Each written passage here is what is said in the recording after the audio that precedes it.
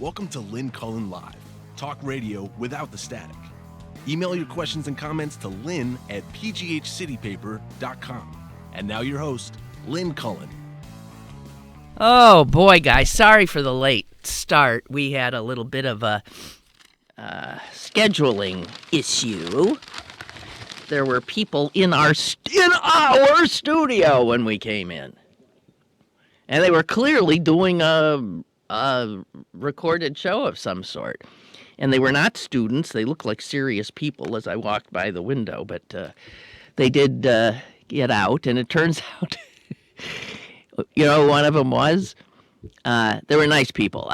One of them was former Steeler Dwayne Woodruff, and who's now running for a position on the Supreme Court of Pennsylvania. Susan, are you there?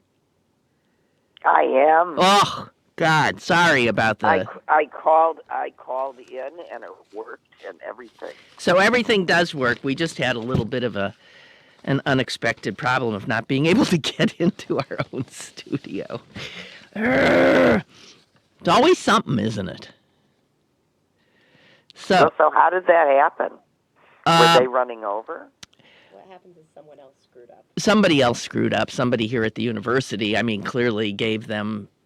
And then whoever was here said that they were scheduled for tomorrow. Not that that would have been any better. And that they were told they had to be out of here by 10 o'clock. Well, for them to be out... That doesn't help. No, it takes us a good 15, 20 minutes to get our stuff in and to set up. So we will have to talk to certain parties after the fact. But it was actually a friend of mine, Anna Hollis, who heads a marvelous organization called Amachi Pittsburgh, which gets mentors and pairs them with children whose parents are in prison. And then the aforementioned former Steeler Dwayne Woodruff, who's a just great guy. When he was on the team, he was going to law school that night. So, pretty neat. So, here we are, Suze, and thank you. You've been absent from the program for a long time now. I have. What's it been? Not for lack of trying. No, it's mostly been me, I think, right? I've been sick a lot and that kind of thing. You were sick, and then you were here, and then you got the studio, and then before that, the phone line wasn't working. Well, it's been a while. I've been on forced quiet. Yeah, well, it's one thing after another. Okay, I'm still. We really did get in here late, and okay. So I guess the big news today is the CBO, the Congressional Budget Office's report on the Republican repeal and replace bill. It couldn't. Isn't it surprising if you tell 24 million people that there's no health insurance, that in the end the government will save money? It's much easier to bury people. Yeah, well, you cut right to the chase, because that's what I'm thinking. I'm thinking, how do you... Paul Ryan must be evil. I'm sorry. He actually is still happily arguing, well, yes, there'll be some people off, but the deficit will go down. Well, and he's trying to claim that most of the people off are people who are forced to get life insurance anyway. Oh, that is 24 just so... million young, healthy people. It's just nuts. It's just nuts. And this bill, if passed, will kill people. People will die because of this. How anyone could consider it for even a minute. At base, next year alone, 14,000 people. 14 million, 14 million people lose their health care if this goes through. How do you? Well, and think of how many of those people have real issues, have real cancers, have real, heart issues, have real severe diabetes, have real all the things that our country has. I mean, Yeah. this is not 1 in every 40. This is 1 in every 3. It's beyond belief. And yes, I'm making up numbers, but as long as our administration does it, mine are probably more Yeah, accurate. why not? Why not? We all know that now we can say whatever we want and make no apologies afterwards. But I this, still apologize. yeah. But so here you have it: 14 million fewer next year, 21 million in 2020, which is what? 3 years away, essentially. Right. Not quite. 21 million, 24 million uninsured by 2026 in 10 years. And by then, it says the total number of uninsured Americans would reach, 52 million. I think, here it comes down to, I think Republicans essentially just want poor people to die, right? Yeah, go away. Right. Go Die. away. Just die. Die if you must. Go. Uh, But we're a Christian nation. Yes, but we're a Christian nation. And as I'm forgetting who said it the other day in trying to defend this killer bill, Jesus said, the poor will always be with us. And I guess he was... Oh, that's a guarantee. Unbelievable. And here's the thing I don't get in terms of their own political survival. They know who elected them. They know who elected Trump. And by all indications, the people that would suffer most under this bill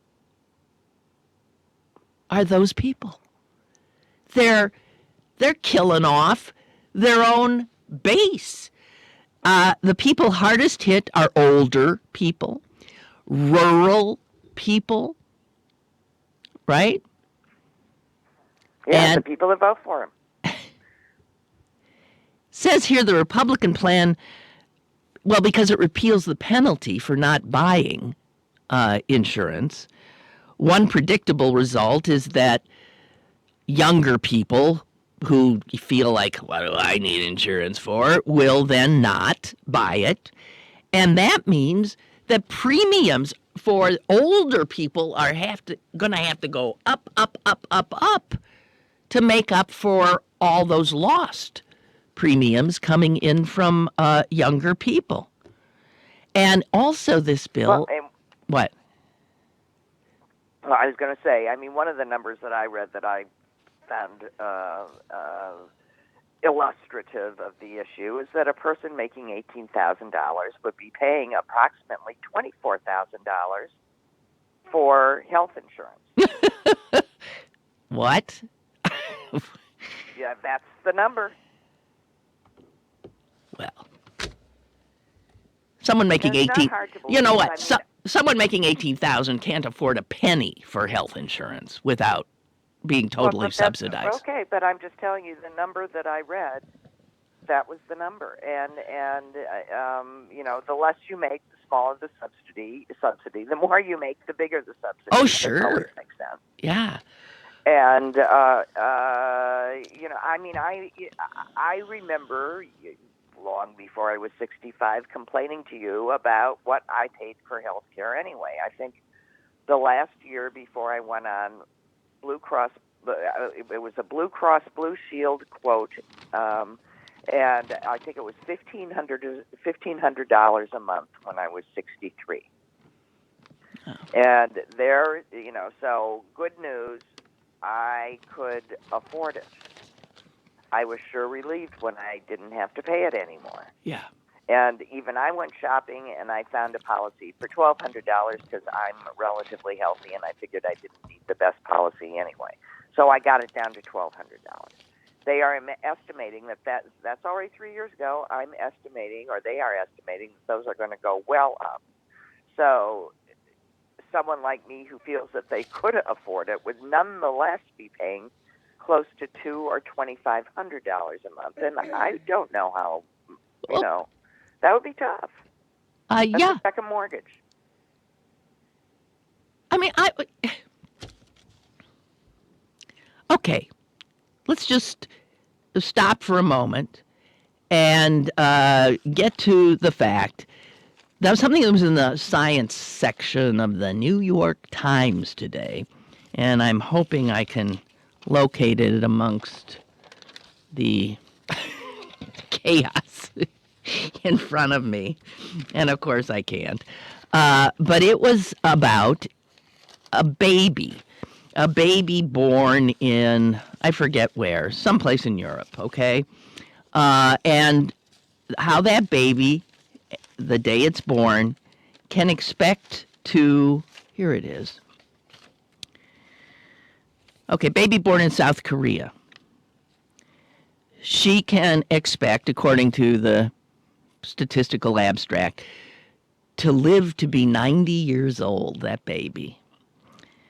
A baby born on the same day in Pittsburgh, Pennsylvania, will die 7 years earlier. And the cause of death is simply being an American. Being an American is life-threatening. For various reasons, Americans, we people do not live as long as men and women in 25, 26, 27, I forget what it is, other countries of the world, including Germany, including Japan, including Italy. Americans are more apt to obviously... What? Well, gun violence. Gun violence has a lot to do with it. High rates of obesity, drug addiction, car accidents, yada, yada, yada. But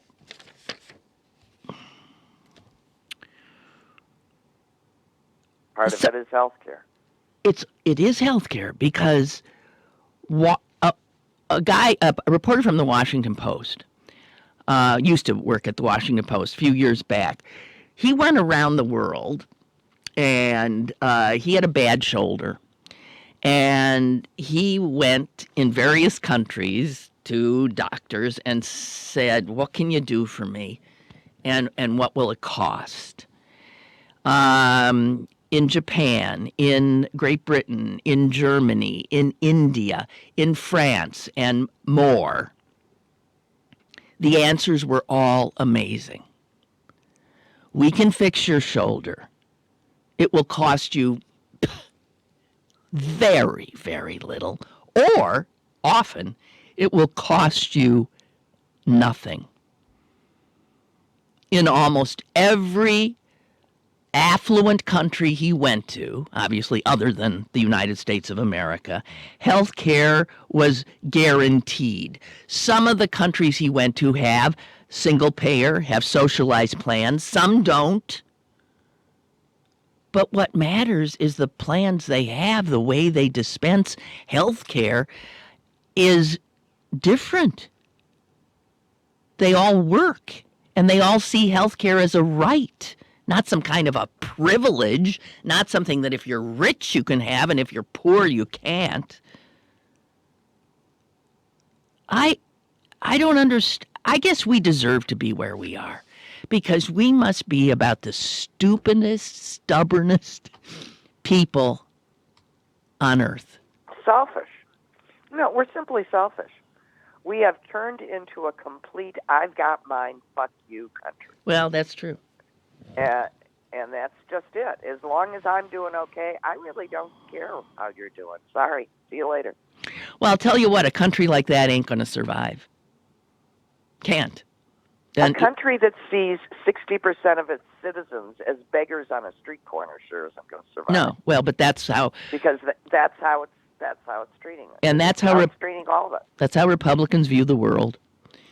They see the poor as poor because of some kind of moral deficit, and they don't give a damn about them. And yet, at the same time, they parade, yes, their Christian values around.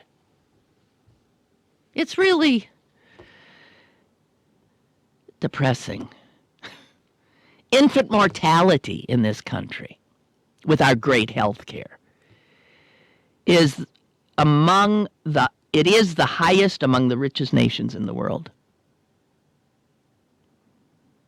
So we start putting it to the babies, to the infants of the poor. Tough. Pick the wrong womb. Ha ha. You don't make it. You'd make it anywhere else. And the infant mortality rate is absolutely a function of available health care to poorer populations. This should be huge. We don't even talk about it.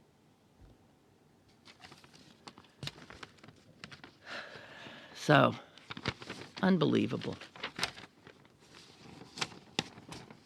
Unbelievable. The New York Times says today their headline on this bill is trading health care for tax cuts. And that's what it is. That's right. Well, look at all the money we're going to save. The rich make out like bandits in this.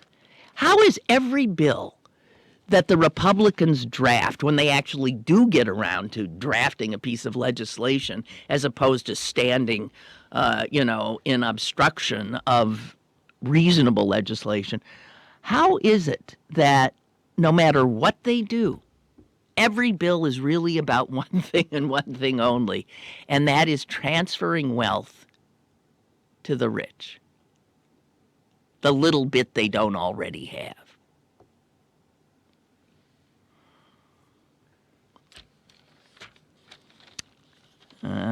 Suze, my mood goes up and down about where we are. I must say it's way down today.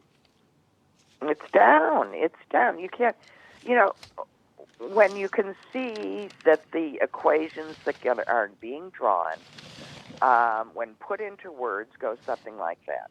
That poor baby was born to a drug-addled mother. It would be better off dead. Mm-hmm. What? We're supposed to take care of it? Mother isn't going to do anything good for us. We're better off just letting her die in the gutter. Yeah. Exactly. Now think of all the money we'd save when we wouldn't need all these social services, because all the people that they're serving are dead anyway. Do you? They can't possibly, when they're thinking. And I would also like to say something.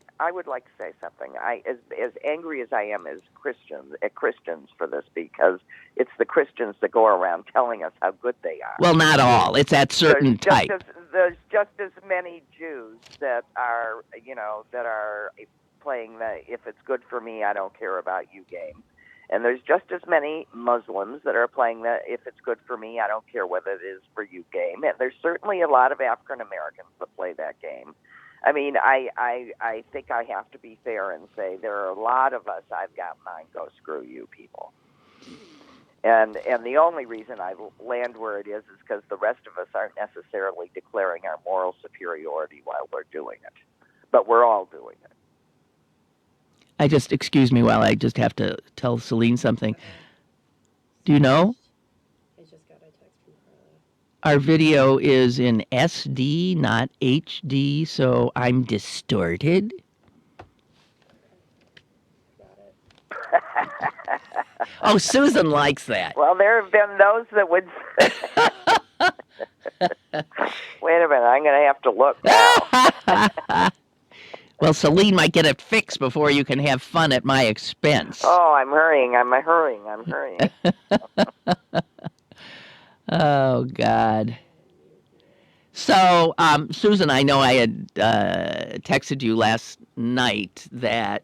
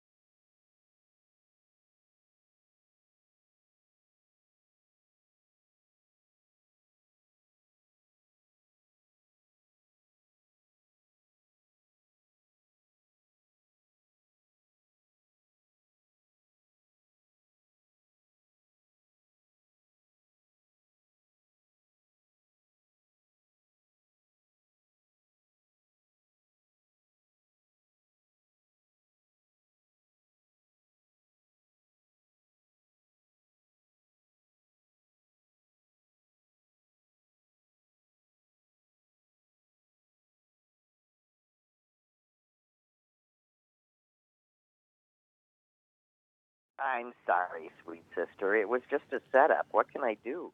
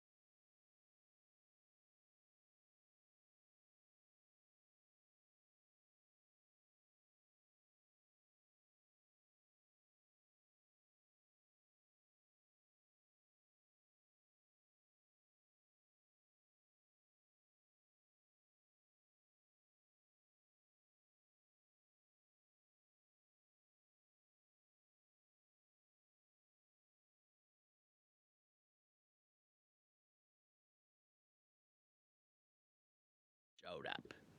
It's me. I'm just I think like it is. bad news. Well, maybe if I hang up, everybody else can hear. No, I don't think so. Because they were hearing before. Boy, they're emailing in droves. Of course they are. I know. I'm just trying to let them know. I know.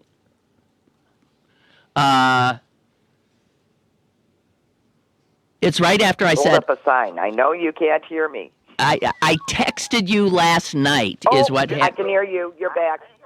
You're back. I am. I'm back. Yep. Okay. So I'm assuming if she can hear it, Yep. we're on. No. Okay. Right. Thank Now you. Sorry, now guys. I gotta turn you off somehow. Sorry, guys. This is just obviously not a good this day. Maybe we should all have stayed in bed. I am. Oh, you are in bed. I want you to know that I set my clock for 5:45 so that I could be up and well read and in voice and having a WALKED You already have WALK'd him? Yeah?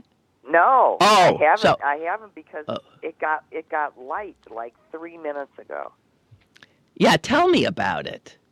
I mean, I don't like waking wasn't up in gonna, the dark. You know, I know. I'm waking up in the dark, and if I go for a walk where I'm living right now, it looks nice and civilized. But when it's dark at dawn, that's when the coyotes and the mountain lions and everything else is out. Jeez. Are you kidding? No, I'm not kidding. Well, Ernie would protect you.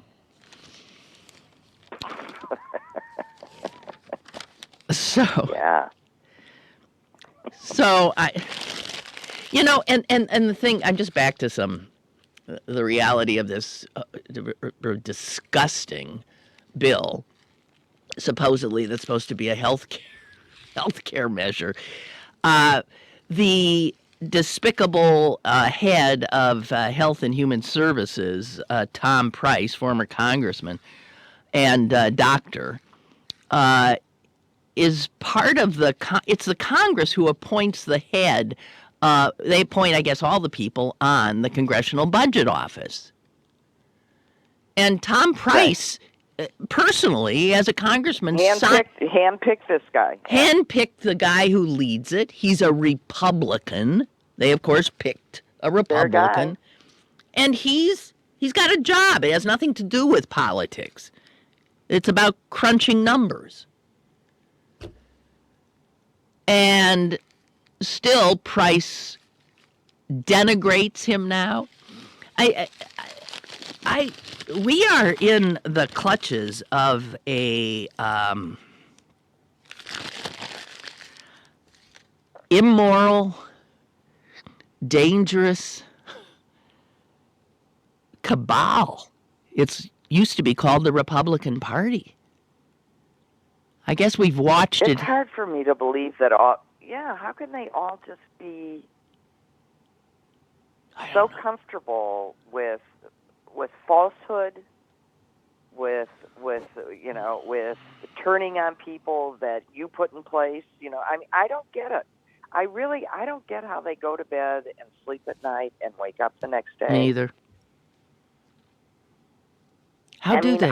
I know that you and I, with you and I could no more sleep if we were perpetrating this kind of sin upon our country. I can't, if I think that I shortchanged someone accidentally, didn't tip enough at a restaurant, I turn around and go back and leave more. How can they do this? Well, you answered your own question earlier in the show. You said we are a selfish nation. It's everyone for themselves. I've got mine. Go ahead, you try to get yours. That's the mindset. It's Yeah, but you try and get yours while we're actively going to work against you.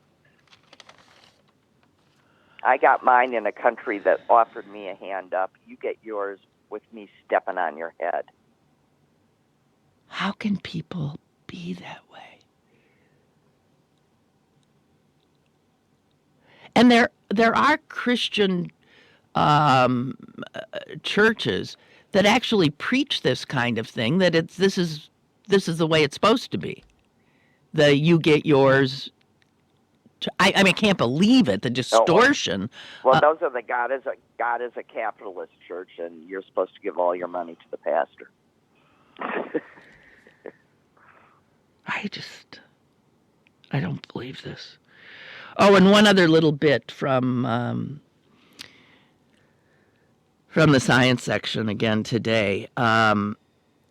People who have cystic fibrosis, God help you if you do. Your life expectancy is not great. But again, it's much lower in the United States.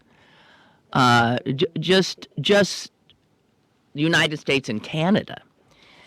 Somebody born with cystic fibrosis in Canada can expect to live to 49 years. In the United States, 37. And what is the only difference? The only difference is access to health care and cost of health care. And I bet cystic fibrosis ain't the only condition where you would see this kind of contrast, where we come out on the bottom and where we come out with people being left to die. We've got callers. Joe, go ahead, please. Hey, Joe. Yeah. Hi. Hi. Hey, this you think his health care is bad? Wait till they get to tax reform. I mean, it's going to be the same stuff, all for the rich. The only good thing about it all is show your true colors, because this is the only way we'll get them out of there. Because they're not. None of this stuff's going to help the people that voted for him. Of course, that 30% will always vote for him. He could burn their houses down, and they'll still vote for him. Yeah. But this is the only way we get them out, is they show their true colors. And keep it going. I say keep it going, guys, because you're just going to come to November next time, you're going to lose some. See, but that's what I don't get, how the political calculation of it. And I know there are some Republicans like this Senator Cotton, who's warning them. He's saying, hey, this could result in an electoral debacle for us, guys. Don't pass this bill. But most of them aren't listening. I don't, it's beyond me. Because if they care about anything, it's their own self-preservation. But I guess they just can't let themselves do the right thing. Oh, no. No. God help us. Well, as you have told us, unfortunately, you have a daughter-in-law who fits right into what Susan and I were saying about what Americans have become. Right. Yeah. Yeah, it's and she flat out said it to you. She flat out said, right. I got mine, let them get theirs.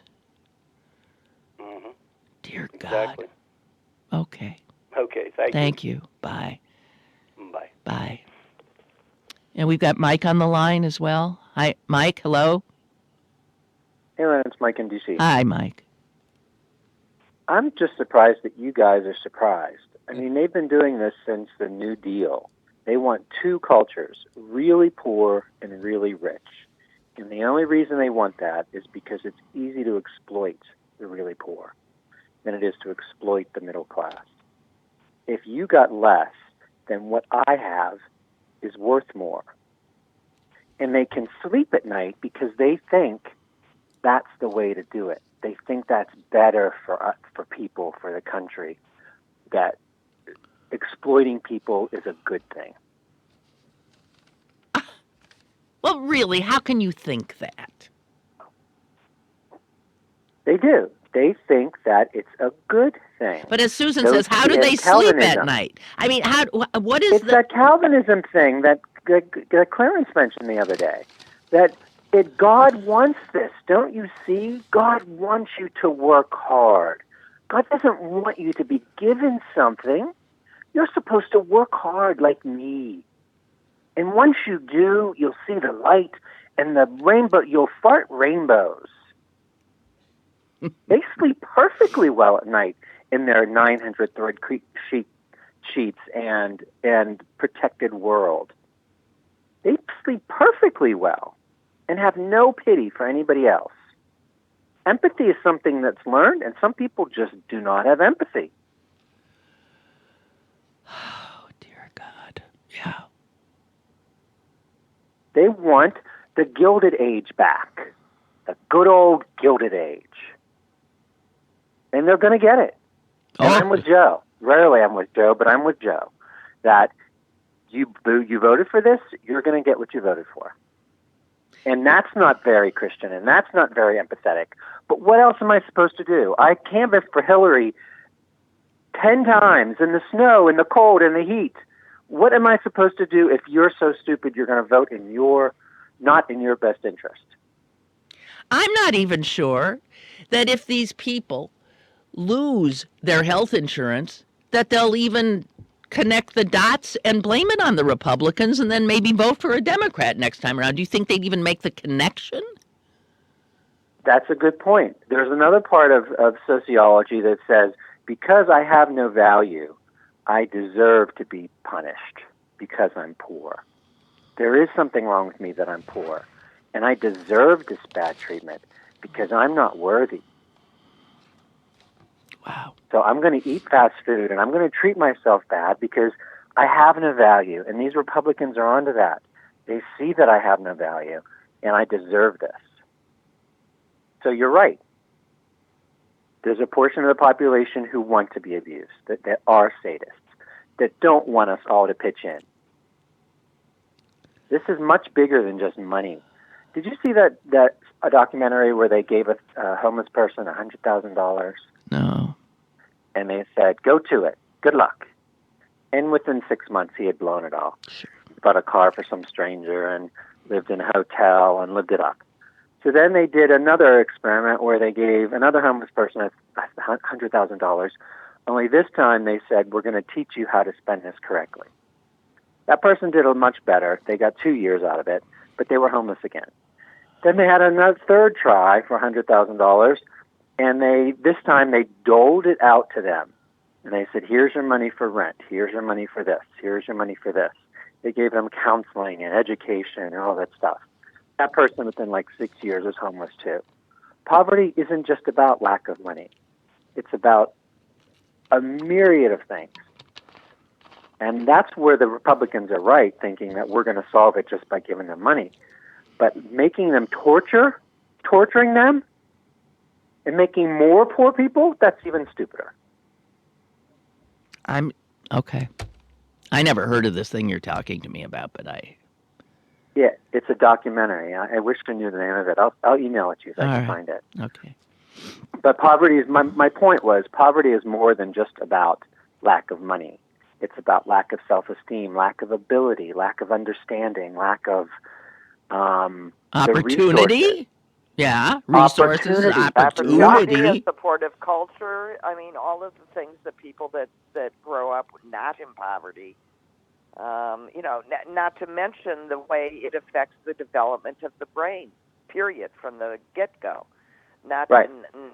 Not to factor in that they're living in places where they're ingesting lead, and that has issues. Not to mention the fact that they are born with conditions because of the cultures that they're living in the environments that they're living in. Or lack of prenatal care, yeah. Poverty, a lack of prenatal care. Poverty is there for a lot of reasons, and we know that that a huge percentage of homeless people are also mentally ill, and that happened when we closed all the mental hospitals.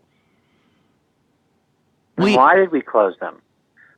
We closed them because we didn't like the way the people were treated in them, and instead of fixing the way people were treated in them, we just closed them all and put them out on the streets. And you can and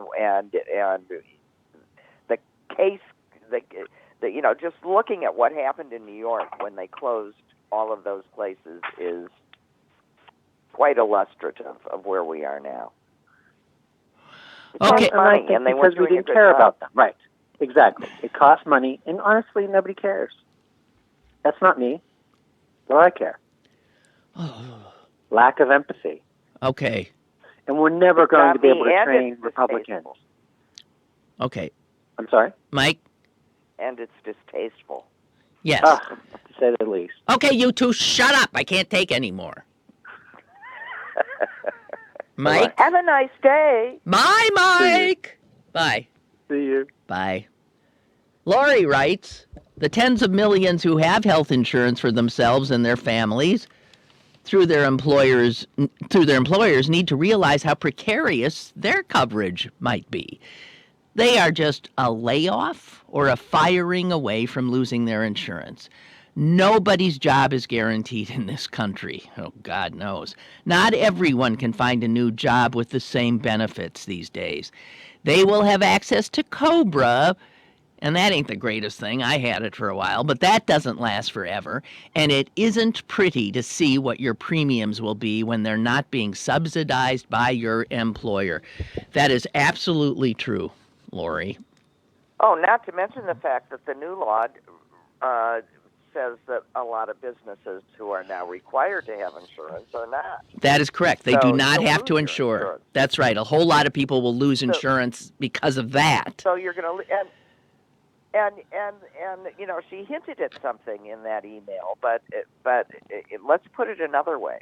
There are people that are literally enslaved to their job and their position because they can't afford not to have that insurance. They can't seek to better themselves. They can't look elsewhere. They can't risk losing it.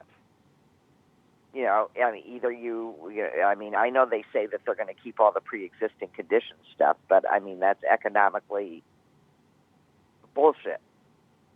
Can't do it.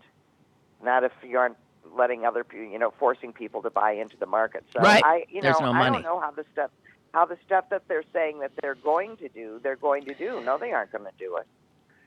You might be able to get coverage for a pre-existing condition, but you won't be able to afford the insurance, so problem solved. The cynicism behind this so-called healthcare measure is stunning. Unbelievable. Well, let's just go back to the beginning. Trump saying, mine will be better, it'll be cheaper, and everybody will be covered. Okay. Where's that one? Well, where wasn't it? It was yesterday that he was supposed to show Congress the evidence he had that Obama was spying on him. That went by. But he was not really talking about wiretapping, Lynn. Oh, I'm sorry. That's just stupid. How could you think he was talking about wiretapping? He had air quotes around that. No, he had actual quotes around it in his tweet. So clearly, he didn't mean wiretapping. He meant other things. And by the way, when he said Obama did it, he didn't mean Obama. Obama actually did it. That? No, I know. Why would you? No. Why would you think that? So they are. The words that come out of this guy's Democrat. mouth are never to be taken literally. Well, and then What? someone follows up with the question, are we never to believe our president when he puts something in writing? Oh, yes, if he's serious. That's what he said. So how am I to determine from a tweet whether he's serious or not? Maybe he can start adding emoji faces. Oh, he does do emoji faces. Not very often. No, I don't think so. And in fact, somebody's got him under some measure of control on the Twitter. He has not tweeted a totally off the wall thing in, I'd say, about a week or more. So somebody's gotten to him. Maybe they've upped his meds. God almighty. Okay, so this from Nancy Lynn. And if I read one more column, yeah, go ahead. When you have some time for levity, I was gonna say, well, then go ahead. What column? I Suze. forgot. Go ahead. Jesus. You do it. Oh, okay. All right. Nancy says, Lynn, when you have some time for levity after all of the swamp care discussion, can you let us know how that bra worked out for you that you told us about months ago? I would like Which bra? I would like to give one a try, but at $90, I'd like your feedback first. Thanks. I'll do a bra recommendation. Okay. No. This is a totally different thing. This is a local. These are CMU engineering graduates who took their engineering skills and created a company and built a bra using total engineering techniques for big-breasted women. And it is pretty amazing. They've only got, I went in for a fitting and found out, of course, that, as usual, I'm odd. So they had a little trouble with me. I have to tell you, in all honesty, I have not worn the bra a lot because I sort of like the bra that doesn't hold me up. I sort of like the old bad bra that just sort of like, it just sort of like keeps you in. I mean, you can't really tell how bad it is, but it's bad. It's bad. I'm sagging here, sagging there, all over the place. Their bra really does. Woof, woof, woof. And I'm not used to that. I suppose if I wanted to look really nice in some outfit where I want my breasts to, I don't know. They're too imposing if they're really put up right. You know what I mean? When you end up with these huge boobs. Yeah, they're sticking straight up and out. Yeah, Susan, do you know what I found out? I've absolutely repressed it, what they told me my size was. You think you can find in their store anything with an A, B, C, or D? No. They're double. Are you a Triple H? Something like that. It's just unbelievable. Double X. Well, life isn't fair. The bra that I was going to recommend showed up on my Facebook page. It's Third Love, and they make half sizes. You know what you could wear? You could wear the first bra I ever had, which was called I can wear. I'm almost the Little back Angel. To a 28 AAA. Yeah, the Little I am Angel. Almost back to a 28 AAA. Get the Little Not Angel, fair. Suze. It's just essentially an undershirt cut out like a bra. I just don't. I'm sure you're all really interested in this, but I rarely wear one anymore. I wouldn't either. If I'm home and I'm not going out, I don't have a bra on. Yeah, but you don't have it. If you've got large sacks of fat and you're 69 years old, whoa. Celine's got some boobs on her. I never really noticed that. Did she just flash you? No, she sort of did this, and she's wearing a sweater, but of course, those are 20-something large boobs, and that's Oh, a yeah, totally well, different animal. Believe me. I don't wear tight things. My boobs, when you're this old, it's, that old song. What is that? Can you fling them over your shoulder like a continental soldier? You remember that one? Do your boobs Right. hang low? Do your boobs hang low? Do they wobble to and fro? Can you tie 'em in a knot? Can you tie 'em in a bow? Can you throw 'em over your shoulder like a continental soldier? Do your boobs hang low? That's what growing up in Green Bay was like. Does anybody else know that song? Come on, that's an oldie. That's an old camp song.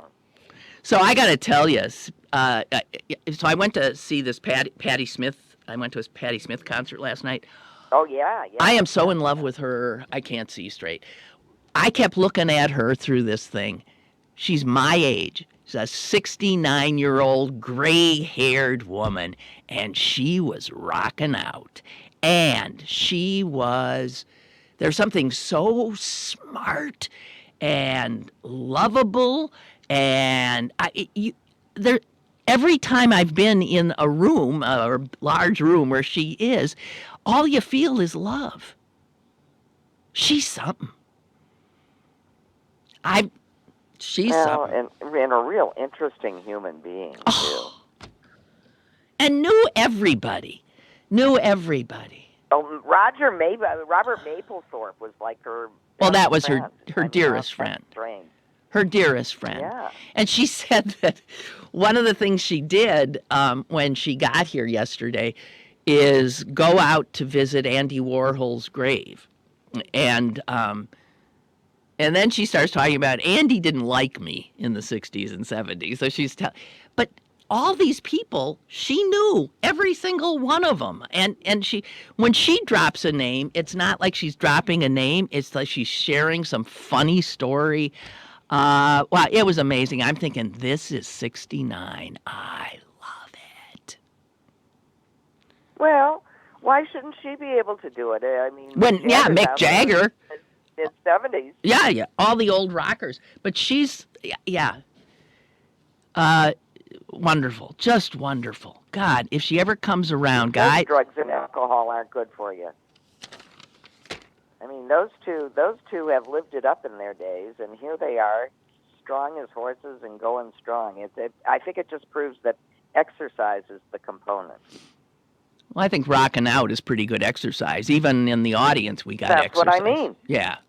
That's what I mean. Okay. I mean, the one thing that they have consistently done is moved. Yeah. So. And enjoy. Moving in joy. I think that's two. And music. Music.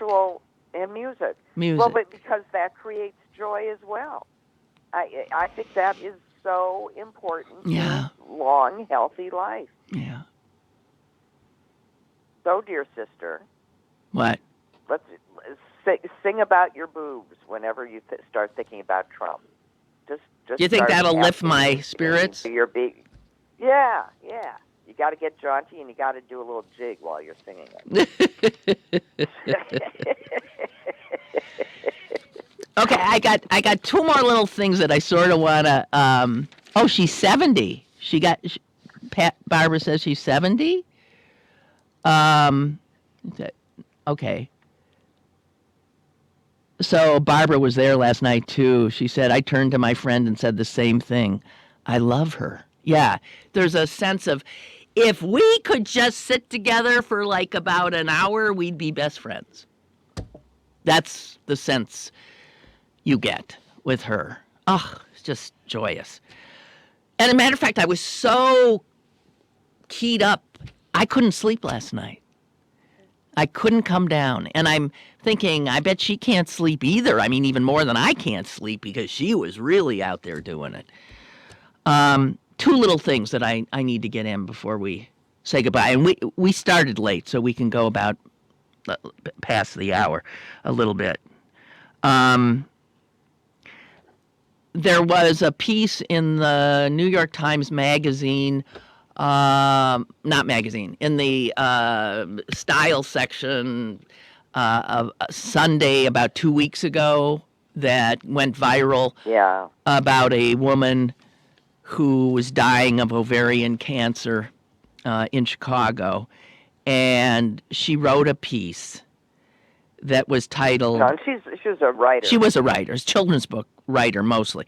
She wrote a piece called "You May Want to Marry My Husband."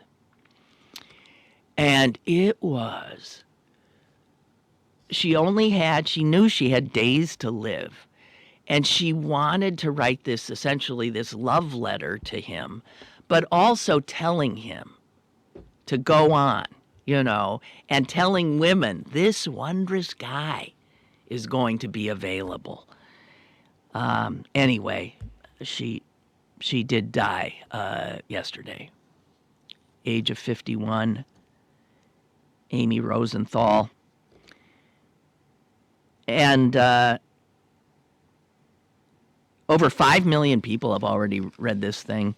And she said, I'm wrapping this up. And she only, on Valentine's Day. Okay, so that's not even a month ago.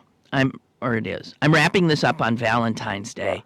And the most genuine gift I can hope for is that the right person reads this and finds Jason, and another love story begins. What an amazing thing. Well, the permission is lovely. Jason probably isn't quite rich. No, he said it ripped him apart. And I finally saw a picture of the two of them. And she wasn't... Yeah, he's quite a handsome And fellow. she wasn't kidding when she said, I'm going to miss that gorgeous face. He's gorgeous. He's flat out gorgeous. And as she tells you in the thing, he's wonderful. He's just, it was a great love. And he must be in... Here's... She loved life so much that it says here when she reached 40, she began calculating how many days she had left until she turned 80. She actually was doing the numbers. And poor dear, thinking she was going to get to 80. We assume a lot of things, don't we? And then she said, how many more times then would I get to look at a tree? Let's just say it's 12,395. That's a lot, but it's not infinite. And I'm thinking anything less than infinite is too small a number and simply not satisfactory. At the very least, I want to look at trees 1,000,000 more times. Is that too much to ask? So somebody who appreciated life so much and then being able to let go of it and her love and her family in such a giving way, I salute her.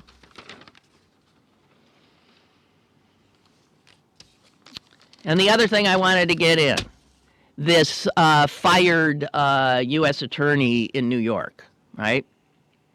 Yeah. It's now known that he had a grand jury. It's already, I guess, seated, looking into Fox News and their handling of certain financial aspects, whether or not they let their shareholders know that they were making these $1 million payments to all of these women who were sexually abused in their employ.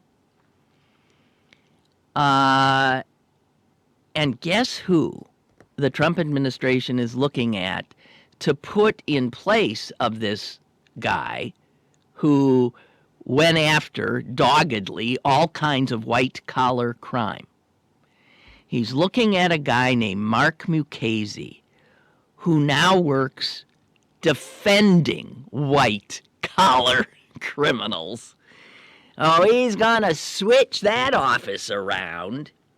Mark Mukasey, if that last name rings a bell, is the son of the despicable former Attorney General, one of them, under George W. Bush. And this Mukasey is also known to be pals with Roger Ailes. He, in fact, has represented Roger Ailes when he was being investigated by the Murdochs and Fox News, and now he's in a position to take over this grand jury investigation into Roger Ailes, which puts him on the opposite side. It should also be noted that he has handled a lot of work for the Kushner family. That's in Jared Kushner. And among his partners is Rudy Giuliani. I just want to say, everywhere you look in this Trump administration, every day you are just smacked with acts of such corruption, acts that would have spawned investigations, grand juries in any other time. And now, nothing.